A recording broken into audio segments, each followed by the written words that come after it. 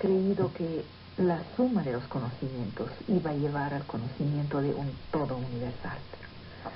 Desde finales del siglo XVIII, pero principalmente en el siglo XIX. El espectáculo de una ciencia triunfadora impuso la idea que un día el progreso científico y tecnológico iba a extender sus luces sobre todos los misterios de la humanidad. El universo entregaría sus secretos y la idea misma de Dios acabaría por disolverse en el océano de las certidumbres. Sin embargo, a unos días del año 2000, los mismos misterios siguen enteros. ¿Por qué el hombre ha crecido sobre este polvo de estrellas? Frente a las interrogaciones que nacen, el científico no tiene más respuestas que antes en cuanto a la cuestión del sentido. Muchos malentendidos han empujado los científicos y los religiosos a enfrentarse durante siglos en cuanto a la cuestión de la verdad. Pero, ¿de qué verdad hablamos? En el nombre de la Iglesia hubo muchas condenas contra la ciencia. El proceso de Galileo sigue siendo el símbolo de una incomprensión tenaz entre sabios y religiosos. Galileo trató de fijar los límites de los territorios de cada quien en estos términos. Dijo, la intención del Espíritu es de enseñarnos cómo ir al cielo, pero no cómo anda el cielo. En el nombre de la ciencia hubo mucho prejuicio por el otro lado, contra una experiencia personal no necesariamente razonada. Toda la historia de la lucha entre científicos y religiosos subraya la dificultad de un verdadero diálogo que respete el trabajo y el espíritu de unos y de otros. ¿Acaso la fe en Dios y el conocimiento científico caminan sobre vías distintas? ¿O acaso pueden encontrarse? De ahí la cuestión. ¿Acaso la ciencia puede llegar a matar a Dios? La cuestión puede parecer fuera de sitio para todos aquellos que piensan que el hacha de la guerra ha sido enterrada ya desde hace rato. Sin embargo, en el terreno de los milagros, por ejemplo, sigue la confrontación. Los científicos hacen retroceder las fronteras de lo desconocido, mientras que para los hombres de fe, el conocimiento científico vuelve el misterio de Dios más fuerte. Uno puede preguntarse si la ciencia, en su avance inexorable, no logrará reunir algún día suficientes elementos como para afirmar que Dios no existe. O si Dios sí existe. ¿Dónde están hoy las relaciones entre científicos y hombres de fe? Vamos a tomar primero lo más sencillo finalmente, el asunto de los milagros. Hay un doctor, un médico, el doctor Pirón, que es responsable de la oficina de constataciones en Lourdes. Es un servicio médico encargado de homologar las curaciones milagrosas. Pirón es biólogo, es médico y es cristiano. Dice que por año reciben 70,000 enfermos en Lourdes. Algunos días les informan de 25 curados por día, pero el último milagro oficial, reconocido oficialmente, data de 1976. ¿Por qué? ¿Qué pasó? Porque antes de homologar una curación milagrosa, esta gente es seria, no son payasos. Antes de homologar una curación milagrosa hay que proceder a una investigación. La oficina de constataciones debe presentar 3 pruebas: una de la enfermedad, otra de la curación, otra de su inexplicabilidad. Observación y prueba. Realmente es lo que hacen los científicos. Cuando un curado se presenta, le hacen un interrogatorio muy serio. Primero se trata de saber por qué viene, cuál es su motivo. Y ahí aparecen muchísimos militantes locos. Se elimina a todos los exaltados. Luego se busca el dossier médico, el legajo médico. El asunto puede tomar años para que la curación no sea confundida con otra cosa, para que sea confirmada por el tiempo. 65 reconocimientos oficiales fueron hechos, apenas 65, desde que en 1858 la primera curación tuvo lugar. Desde 1858 hasta hoy, casi siglo y medio, 65 reconocimientos oficiales. Cuando, repito, se informa muchas veces de 25 curados por día. Bien, parálisis, tumores, infecciones mortales forman lo esencial de las patologías curadas milagrosamente en Lourdes. Las patologías además siguen las tendencias del siglo. Hay enfermedades de moda y enfermedades que dejan de estar de moda.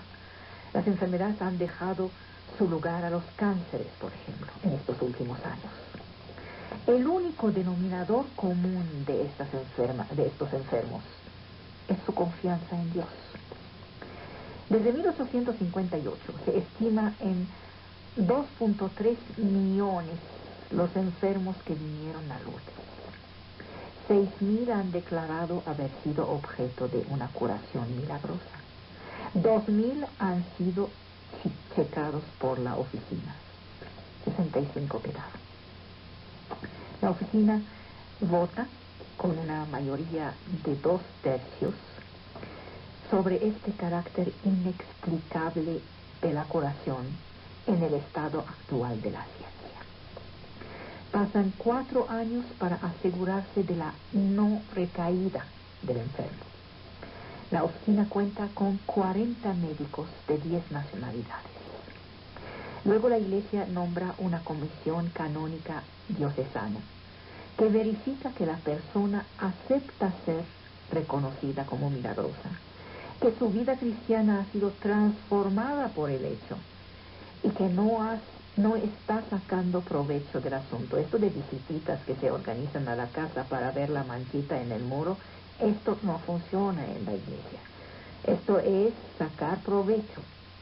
Ahora, no hay un solo caso de Lourdes que no sea contestable.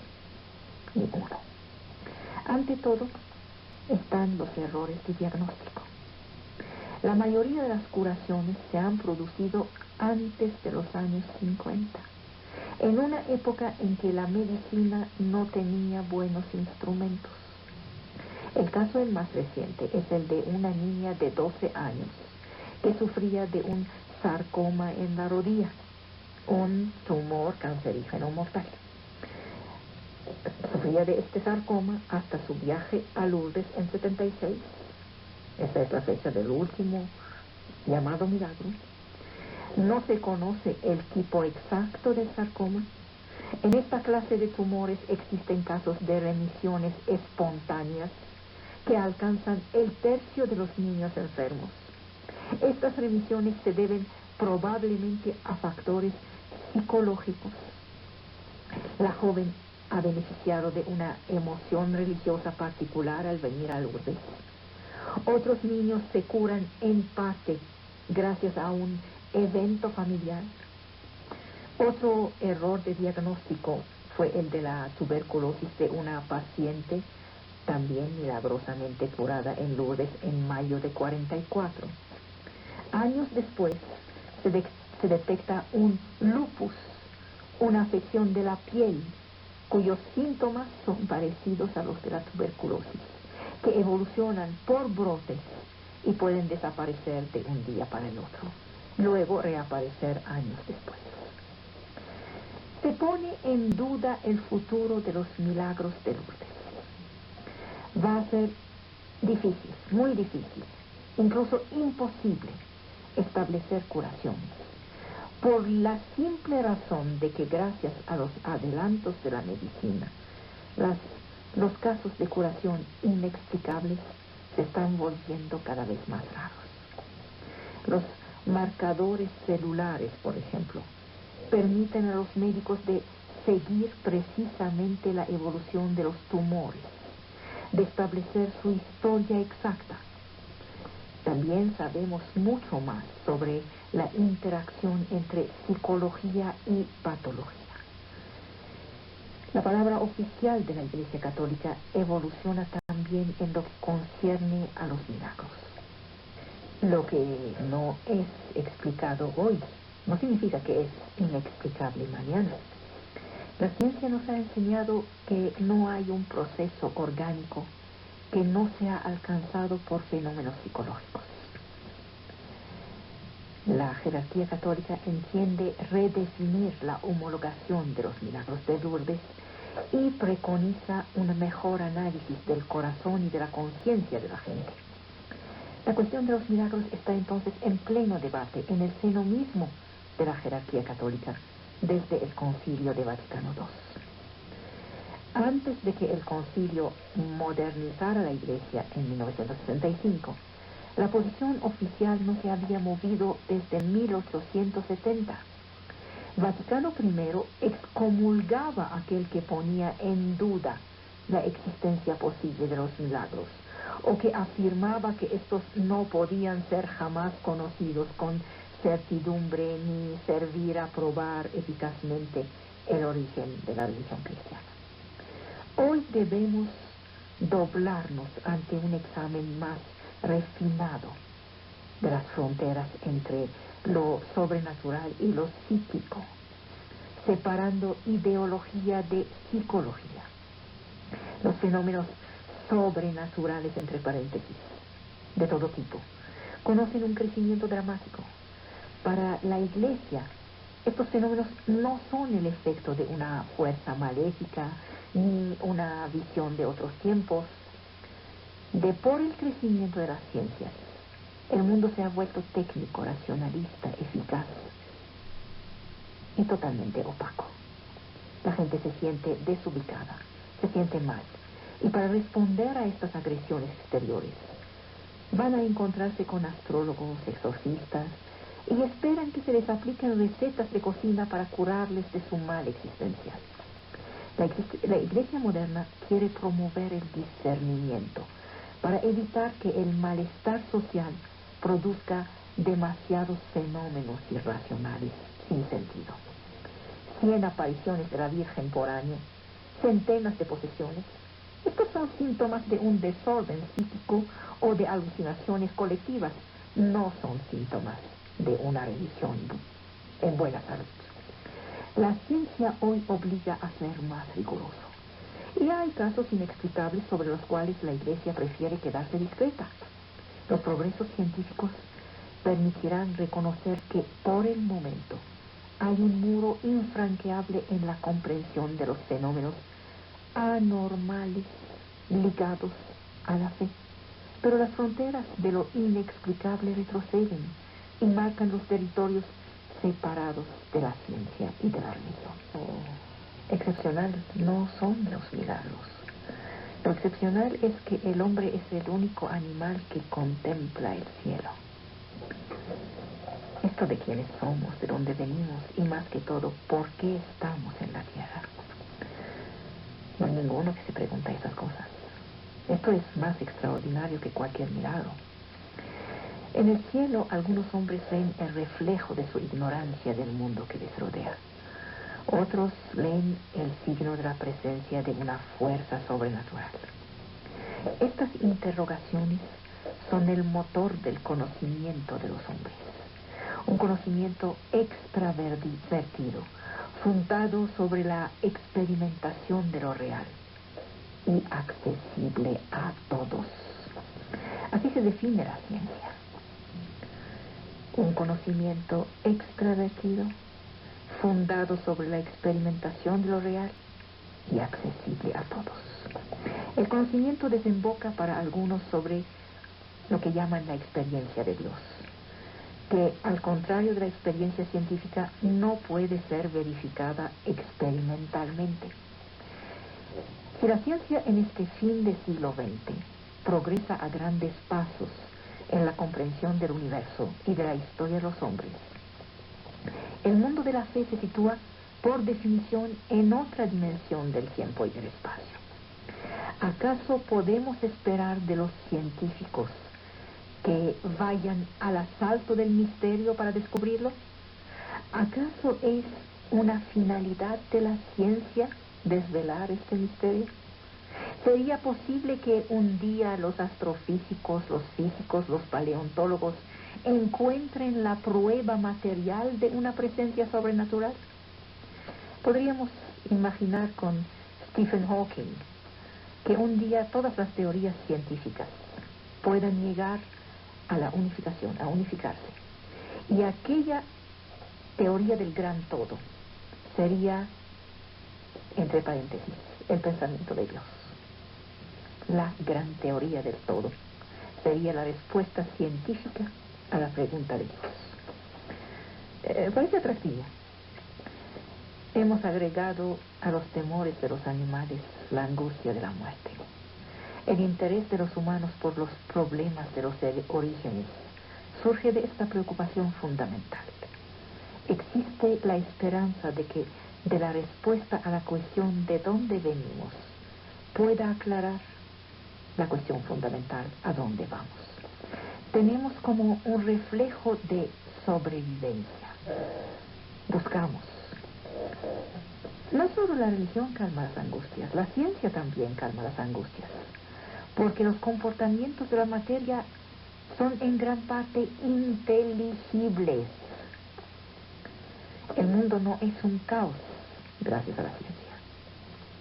La adecuación del espíritu humano con el universo físico y astronómico es una fuente de apaciguamiento para un espíritu inquieto. El gato explora su territorio, debe descubrir sus enemigos eventuales. Esta tarea, una vez cumplida, su inquietud se apacigua porque ya sabe. Durante los siglos venideros, seguiremos descubriendo los misterios de la realidad. No es tarea de la ciencia resolver los problemas existenciales de la humanidad. La ciencia es neutral. No nos enseña nada sobre este mundo de la persona en relación con la eternidad. No es cuestión científica. El método experimental científico es muy reductor, porque supone que cualquiera puede repetirlo. Debe ser reductor, entonces. Es su regla.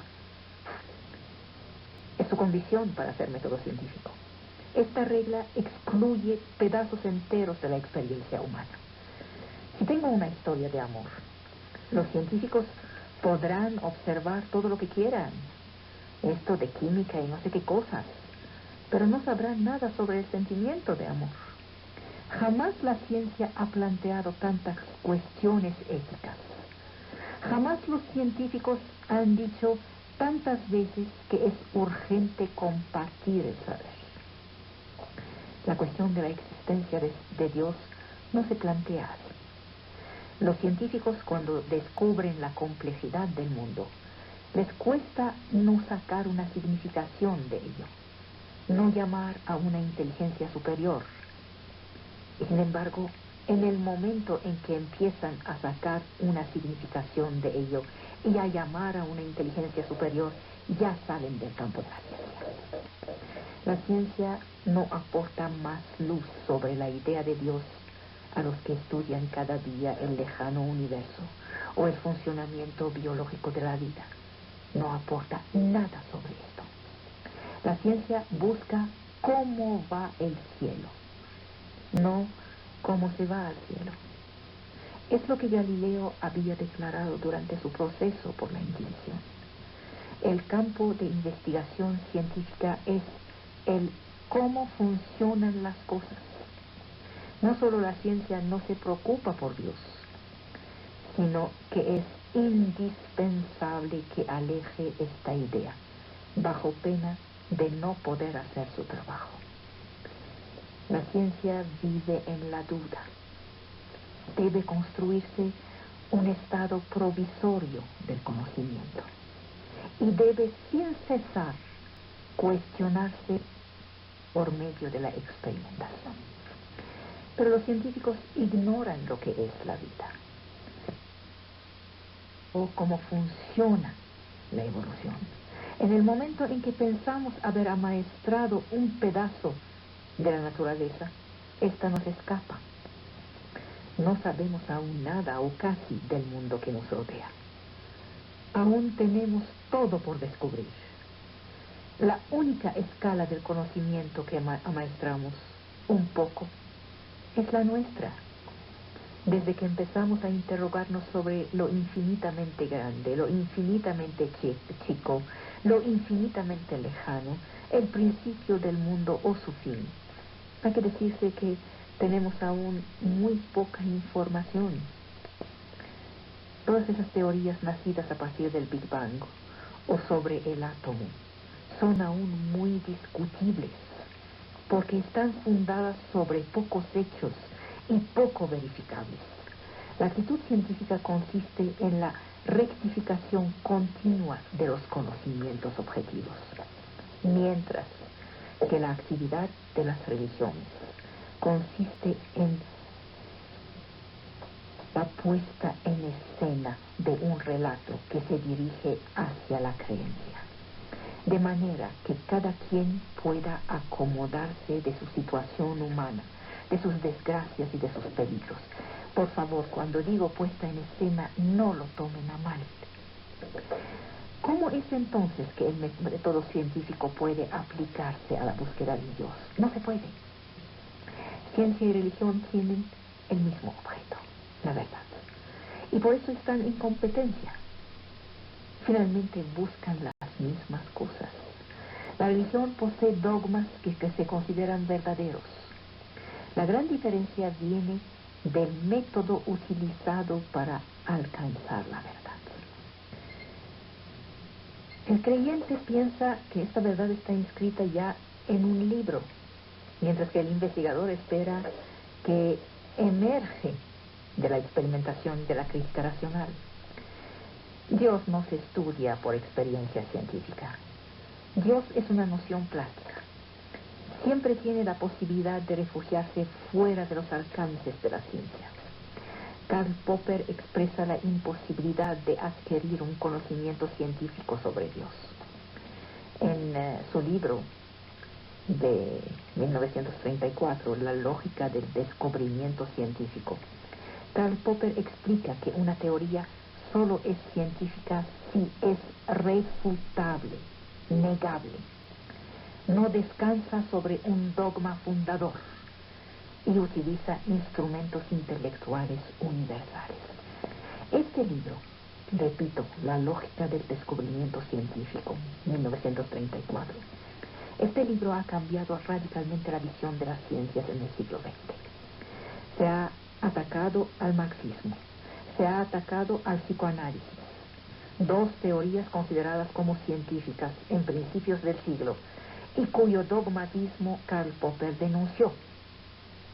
El marxismo es un sistema de pensamiento cerrado. Aquellos que lo critican están llamados enemigos del proletariado o lo que gusten. Y si alguien se atreve a criticar los argumentos del psicoanálisis, le dicen luego que algún problema ha de tener por este lado. Es decir, si no te rindes ante mis argumentos es que estás loco. De la misma manera, introducir una interrogación sobre Dios en una observación científica del mundo consiste para los creyentes en volverlo todo explicable por la potencia misma de Dios. Las interrogaciones se acaban, la teoría lleva a un sistema de pensamiento donde las ideas se ponen a girar. El principio antrópico dice que si las constantes fundamentales del universo, velocidad de la luz, constante de la gravitación de Newton, etc., si estas constantes que condicionan la forma que toma eran un valor ligeramente diferente de lo que son, el hombre no habría aparecido. Pero ahí está el tipo mismo de la teoría irrefutable.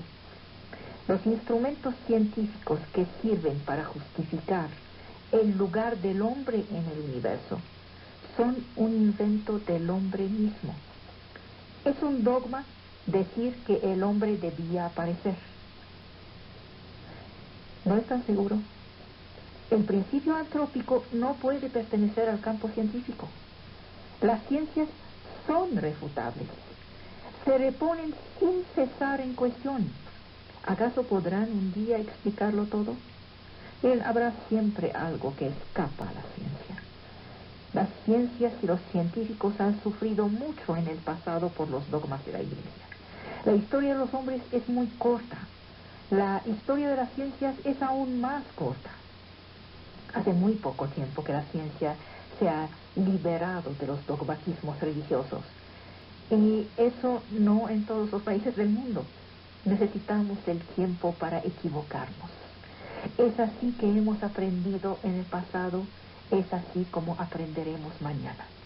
La actitud que se acerca lo más a la idea de Dios por la razón sigue siendo la de Pascal en su famosa apuesta. El matemático evalúa las posibilidades para que Dios exista, propone un postulado, Dios es o no es, luego evalúa el riesgo mínimo y escoge apostar sobre Dios. Y dice, si gana usted, gana todo. Si pierde, no pierde nada, porque no existiría Dios. Con eso Pascal inventa las leyes de la probabilidad.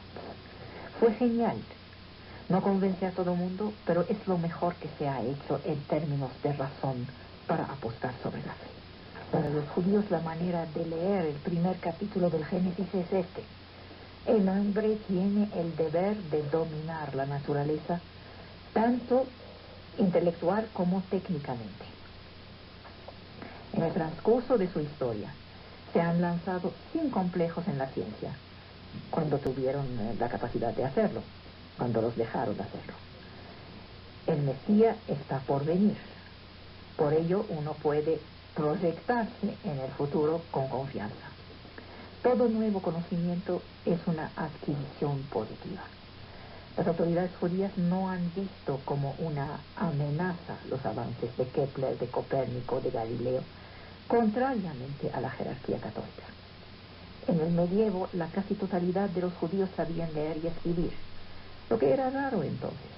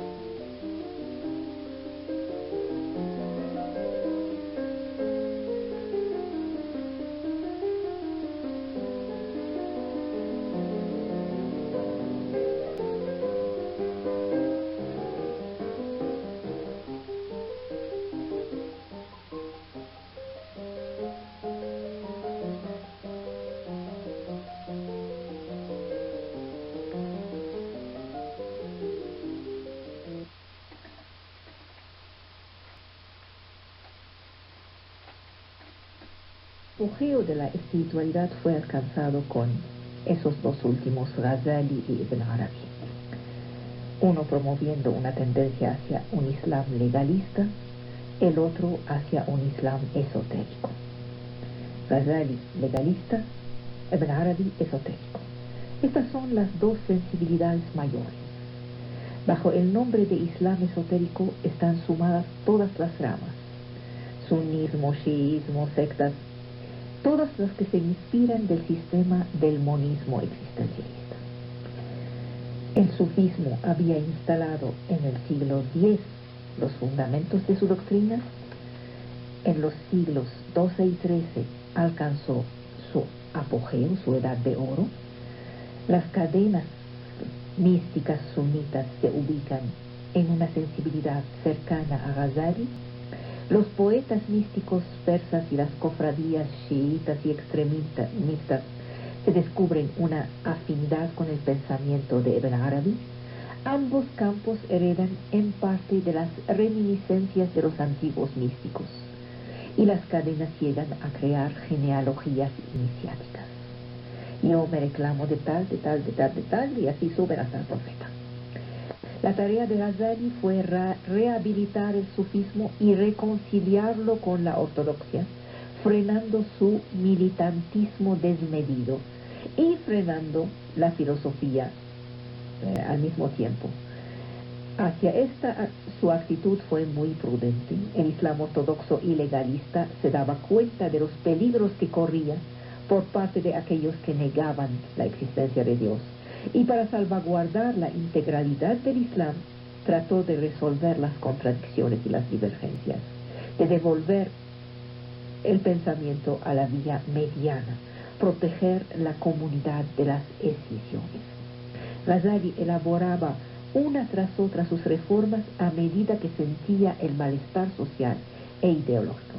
Decía que el razonamiento solo era deficiente para penetrar en el fondo de las cosas. Quería defender la fe de los peligros de la filosofía, pero ante todo quería preparar una solución de conjunto a los problemas de la comunidad. Era un inmenso político. Fuera de la facultad intelectual, decía, hay un campo de visión que permite ver lo que escapa a la razón. Para Ibn Arabi, los profetas, en su forma humana y espiritual, manifiestan los diferentes aspectos de la sabiduría y del conocimiento divino. Representan los atributos perfectos de Dios. La éxtasis y la ciencia del corazón, así la llama, le ganan a la filosofía. Es así como la mística encontró su lugar en la ortodoxia. Luego vino otro, Bahrawardi, para distinguir entre las diferentes filosofías, pero no vamos a tener tiempo de hablar de eso ahora. Entonces tenemos dos ejes principales de los cuales descienden las genealogías sufí. Uno, los pensadores y grandes maestros, y dos, las cofradías. En el primer eje se ubican todos los místicos que han dado lugar a prácticas y formaron alrededor suyo a discípulos comentadores. En el segundo eje vemos las cofradías presentando cadenas místicas que se relacionan por genealogía a un maestro reconocido. El primero de los maestros reconocidos es el profeta Mahoma, luego Ali, quien es reivindicado por la mayoría de las cadenas místicas, y que es considerado como la raíz de la casi totalidad de los sufis, que se le atribuye su iniciación mística, está a la cabeza de la santidad y la amistad con Dios.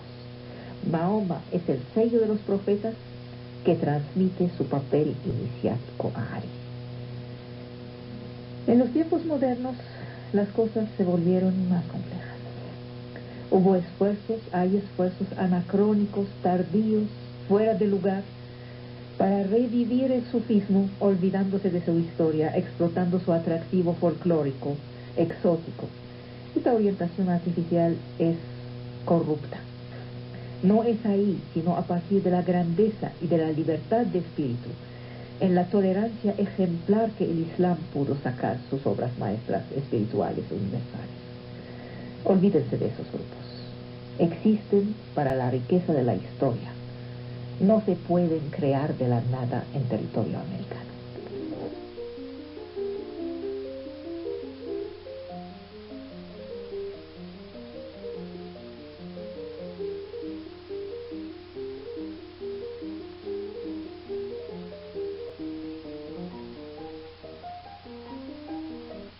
Ascender a los vivos por medio de los muertos, pero clavados por sus cenizas en el pozo de los remordimientos, se encuentra uno solo. Somos 100 los que danzamos en el baile de los buenos amigos, pero al último farolillo, pero a la primera pena, se encuentra uno solo. Somos 1000 contra 1000 a creernos los más fuertes, pero a la hora imbécil en que eso causa 2000 muertos, se encuentra uno solo. Somos 1.000.000 que se ríe del millón que está enfrente, pero 2 millones de risas no impiden que en el espejo se encuentre uno solo. Somos 1000 a sentarnos en la cumbre de la fortuna, pero con el miedo de ver fundirse todo bajo la luna se encuentra uno solo. Somos 100 que la gloria invita sin razón, pero cuando muere el azar, cuando acaba la canción, se encuentra uno solo. Somos 10 a acostarnos en el lecho del poder, pero ante esos ejércitos que se entierran en silencio, se encuentra uno solo. Somos 2 a envejecer contra el tiempo que golpea, pero cuando se ve venir la carroña riendo, se encuentra uno solo. 3 formas principales de idealismo que son posibles: el idealismo objetivo antiguo, el idealismo subjetivo moderno y el idealismo objetivo moderno o llamado idealismo absoluto. Ahorita les voy a explicar cada uno de ellos. El 1. Idealismo objetivo antiguo. Para Platón, la forma de las cosas por la cual se las concibe existe en sí. Por ejemplo, la idea de caballo existe fuera de la realidad del caballo que está en el terreno de enfrente. Entonces, esta forma de las cosas, la idea de caballo, existe en sí en un mundo separado del mundo sensible, que solo es una copia del mundo de las ideas. 2. El idealismo subjetivo moderno. La certidumbre primera es la que manifiesta la presencia en sí de una conciencia. Tengo conciencia de las cosas. Entonces, 2 preguntas. La primera: ¿acaso puedo afirmar que hay un mundo exterior a mi conciencia? Y segunda pregunta: si la conciencia de algo está constituida por una idea que sale de mi espíritu, ¿acaso esta idea preexiste a mi percepción? Si respondo a la primera cuestión, no, como lo hizo Berkeley, se trata entonces de un idealismo por oposición al realismo. Si respondo sí a la segunda cuestión, como lo hicieron Descartes y Leibniz, entonces se trata de un idealismo por oposición al empirismo. Por el otro lado, Kant afirma la realidad de las cosas, pero sostiene la necesidad de la determinación formal de los fenómenos por medio de los conceptos. Esto es lo que se llama idealismo trascendental o idealismo crítico. Tercer tipo de idealismo: el idealismo objetivo moderno o idealismo absoluto. Hegel identifica el ser a la idea, cuando afirma que todo lo que resulta del autodesarrollo de la idea se vuelve espíritu absoluto. Fuera de esto, la discusión del idealismo se hizo por oposición al empirismo, pero también a partir del lugar del sujeto en el conocimiento. Marx aquí aportó algo totalmente nuevo y muy revolucionario. Marx llegó a ver una oposición fundamental entre idealismo y materialismo. La negación clásica del idealismo no conducía al materialismo. Locke y Condillac, por ejemplo, no eran materialistas, eran espiritualistas. Su negación del idealismo partía de su posición espiritualista. Para Marx, la cuestión fundamental es esta: ¿acaso debemos aceptar que la idea o el espíritu constituye una forma específica de la realidad? que tiene autonomía, esto tendría consecuencias gravísimas en el campo de la religión y en el campo de la moral. En la Grecia antigua, la práctica de la discusión política y jurídica, la construcción literaria, la argumentación filosófica, todo esto ha creado un arte del lenguaje que cubría el conjunto de las técnicas de persuasión del discurso. También cubría la ornamentación de este discurso. Los retores que enseñaban estas técnicas están en el origen de una larga tradición que ha conducido a la redacción de tratados. Los más célebres de estos libros, de esos tratados, son la retórica de Aristóteles, la obra de Cicerón sobre el orador y las instituciones oratorias de Quintiliano en el siglo I. Este último, las instituciones oratorias de Quintiliano, es incontestablemente la obra que ha tenido mayor influencia histórica. Me dirán que la retórica de Aristóteles es más famosa.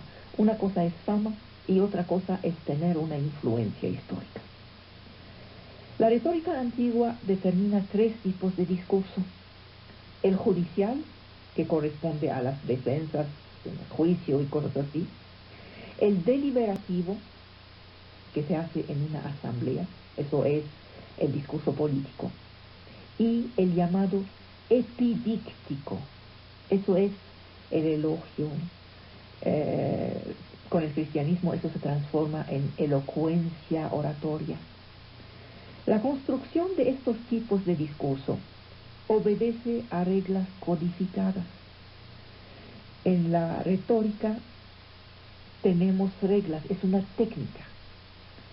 La primera de esas reglas es inventoriar, buscar, juntar, sumar todo lo que puede servir a la causa que se defiende.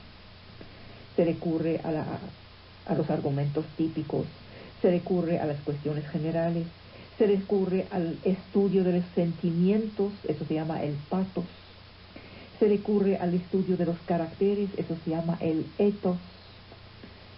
La segunda de esas reglas es la organización del discurso a partir de unos planes. Para el jurídico, el plan contiene la exhortación, la narración o exposición de los hechos, la confirmación o la argumentación, la discreción. La tercera de las reglas es la elocución, estilo, términos, frases, diferencia con la manera de hablar normal. Así tenemos la alegoría o la ironía. Allí tenemos la inversión, la rima, las metáforas. La cuarta de las reglas es la dicción, junto a todo el código de los gestos, cómo muevo mis manos, cómo muevo mi rostro. Se puede decir que la retórica es una técnica y una codificación de la palabra pública. Uno no hace retórica cuando se trata de un discurso privado. No tiene para qué. Ha sido enseñada en las escuelas, ha sido adaptada a los diferentes campos. Por ejemplo, el sermón del cura, la elocuencia del abogado, la dicción del actor. Hoy ya no se enseña. ¿Por qué? Porque la enseñanza de la literatura y de la técnica del comentario literario han desplazado el aprendizaje del discurso, de la productividad discursiva. Pero de hecho tenemos algo muy parecido a lo que era la retórica. La noción moderna de técnica de expresión cubre en parte el antiguo campo de la retórica. Platón condenaba la retórica, no la quería, porque el retor, el que se dedica a la retórica, seduce por el lenguaje, manipulándolo para hacerle decir lo que se desea en tal o tal circunstancia. Es decir, que la técnica de la retórica no depende de la relación con la realidad, que es el fundamento de la verdad.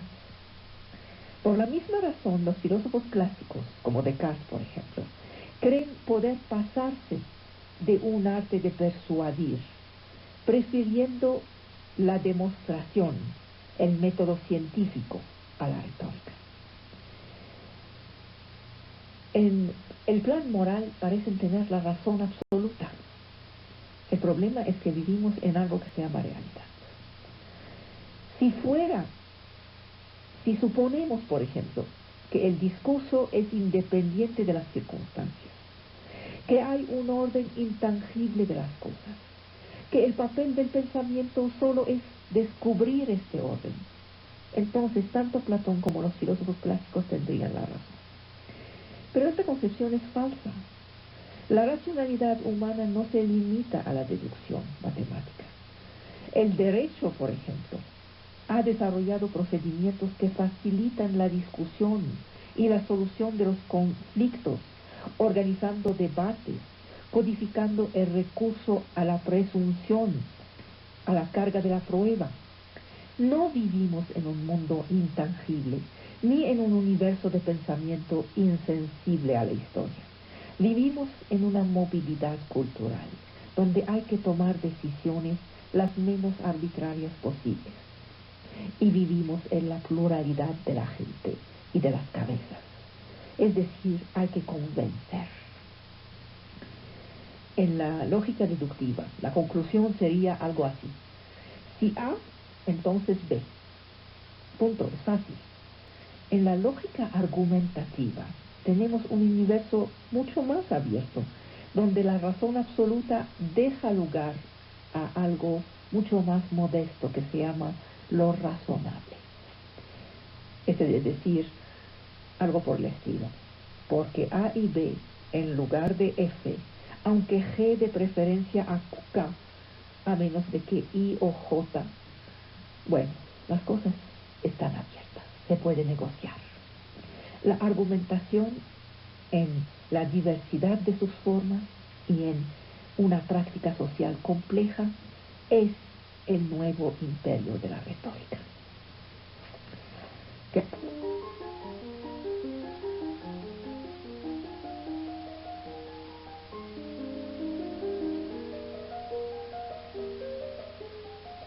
Recordarle lo que dijo Hume para poder llegar a las conclusiones de él.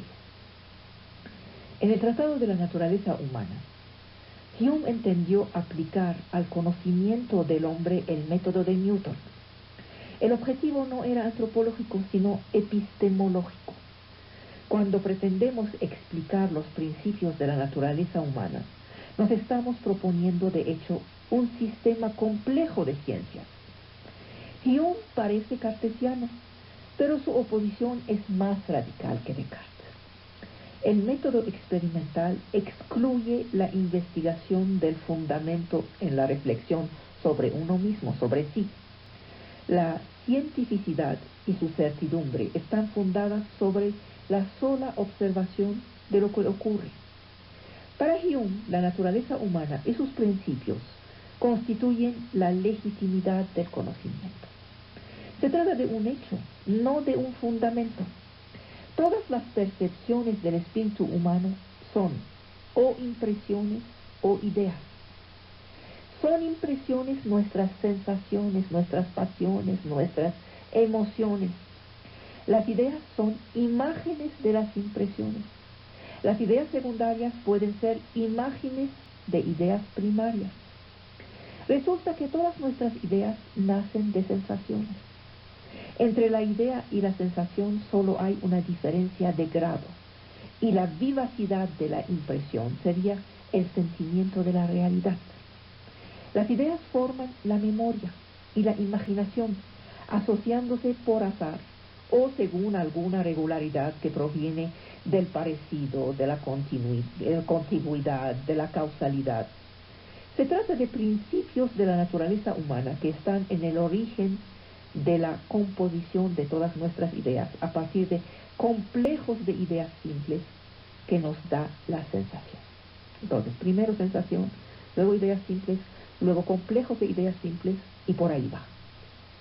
El problema fundamental consiste entonces en explicar en detalle el proceso de la formación de las ideas complejas. Hume es célebre por el trato que da a la causalidad. La causalidad es un principio de asociación, pero también es una idea compleja. Toda idea de causa a efecto supone una percepción inmediata de nuestra memoria o de nuestros sentidos. Es decir, que la presencia de una impresión nos conduce inmediatamente a otra idea. Y solo se puede explicar esta conexión necesaria por la experiencia a la vez que otro principio de la naturaleza humana, por la costumbre. La filosofía de Hume es una crítica del racionalismo dogmático. Destruye las consecuencias morales de este dogmatismo. La virtud, según Hume, a partir de esta explicación larga que acabo de dar, la virtud es toda acción que excita un sentimiento de placer o de aprobación en los testigos de esta virtud.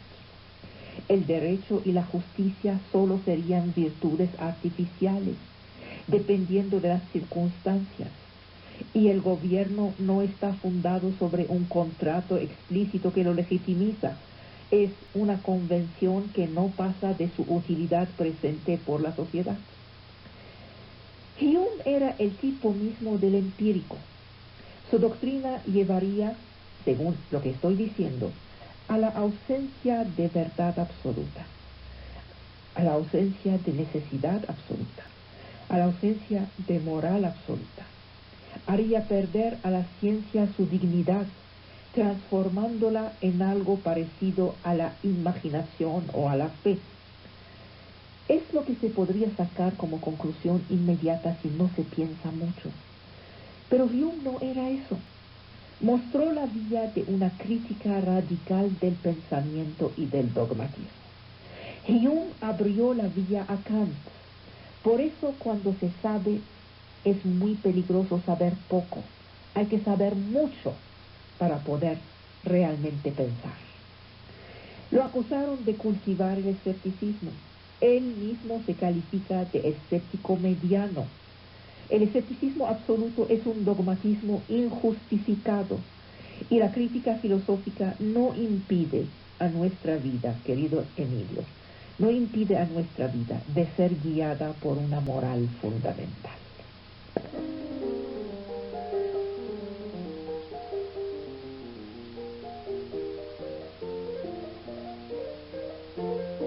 Este fin de siglo se caracteriza esencialmente por una incapacidad cada vez más grande por anticipar, prever o incluso simplemente presentir. Los eventos que no han sido previstos son casi siempre entre los más importantes. De todos los eventos mayores, sola la implosión de la Federación Yugoslava después de la muerte de Tito había sido prevista por los estrategas del Pentágono. Bien, la caída del muro de Berlín, la caída del sistema soviético, la desaparición de la URSS, no habían sido previstos por nadie desde hace décadas. Y sin embargo, no cayó hace décadas por sí solo. Estamos hablando del Segundo Imperio Mundial, de lo que fue a lo largo del siglo XX el Segundo Imperio Mundial. Estamos hablando de toda la historia de este siglo. No era una broma. Nadie se había imaginado que se trataba de un edificio de cartas de naipes. Hubo uno, Emmanuel Todd, que se había imaginado, que fue ahí por el principio de los años 70, que había visto, relevó un dato. Vio un dato que dieron por error los soviéticos: el aumento de la tasa de mortandad infantil. Eso era un dato clave que si fuéramos más serios hubiéramos agarrado al vuelo. Yo recuerdo haber tenido una discusión con Octavio Paz sobre eso. Este dato es lo que permite saber si un país miente o no miente sobre sus hazañas económicas. Es válido para el mundo entero. Cuando el medievo pudo controlar su mortandad infantil, dejó de ser medievo. Ahora, si era por sí solo su prédica que Juan Pablo II logró la caída del comunismo, por supuesto que no. Nadie lo ha dicho. Déjame leerte parte del artículo de Jesús Silva Herzog Márquez del lunes pasado. Responde a tu pregunta. Dice Jesús Silva Herzog: la magnitud histórica de Juan Pablo II es sin duda inmensa. Es una de las figuras centrales del fin de siglo, protagonista innegable del evento capital de este tiempo, el fin del comunismo. El Papa representa una de las voces más claras de hoy, y en esa voz se encuentra su gran virtud. En un mundo lleno de acomodos oportunistas, en un tiempo gelatinoso y complaciente, la voz de Juan Pablo II aparece como la única de resonancia global que dice firmemente lo que piensa. Convicción, esa potencia casi extinta en este universo confuso. Es el valor que personifica. La intensidad de sus convicciones le ha permitido plantar cara frente a la burocracia comunista o al mercado idólatra. Juan Pablo II es el único hombre que se mantiene al margen del coro del conformismo pragmático imperante tras la muerte de las ideologías. Imposible hablar del Papa sin referirnos a su origen. Durante los tiempos del totalitarismo, la Iglesia Católica de Polonia fue la única institución independiente del Estado y el protector de la identidad nacional. Debajo de esa estructura jerárquica e imperiosa se refugiaba un catolicismo profundamente humano que respondía dignamente al poder totalitario. La Iglesia como residencia de una verdad frente al poder. Es cierto que la caída del muro de Berlín es un evento de autoría colectiva. Sin embargo, dos figuras estarán hermanadas en la memoria de ese acontecimiento histórico: Mikhail Gorbachev y Juan Pablo II. Enfrentado a la cebolla totalitaria, Wojtyla afirma la libertad y hace valer la dignidad del individuo. Hasta aquí el artículo. El Papa es hijo de esa iglesia polaca que luchó contra el comunismo en su país, acogiendo la resistencia de la gente y protegiendo su dignidad lastimada. Más tarde, ya Papa, apoyó al sindicato Solidarność, que fue la locomotora de la crisis del comunismo. No hay que olvidar los actores los menos glamurosos de la historia cuando ésta se consume. Recuerdo cómo empezó esta historia, con las huelgas de Gdansk en el norte de Polonia, y un pequeño electricista jefe del sindicato que luego se volvió presidente. Ahí no había muchos apoyos, y nadie que pensaba que este movimiento iba a llevar a la caída del imperio. Que la memoria haga bien su trabajo, Ivonne, y las respuestas saldrán de ella. La inconformidad es el argumento en boga, sin cesar presentado, subrayado, reivindicado por aquellos que la utilizan como fondo de negocio, así como por sus patrones. Ambos temen que el público no se dé cuenta por sí mismo de que estén siendo inconformes. Se lo recuerdan: mira, público, somos inconformes. La proliferación de los que se reclaman de la inconformidad vuelve esta inconformidad muy corriente. La similitud de tono, de vocabulario, de objetivo de los inconformes profesionales autoproclamados los constituye en un rebaño. Llevan uniforme, caminan del mismo paso en las mismas batallas que no tienen lugar, en combates ganados por otros. El conformismo se difunde hoy bajo la máscara del inconformismo. Hoy lo que es conveniente pensar no está impuesto por instituciones como la Iglesia, el Ejército, la Academia.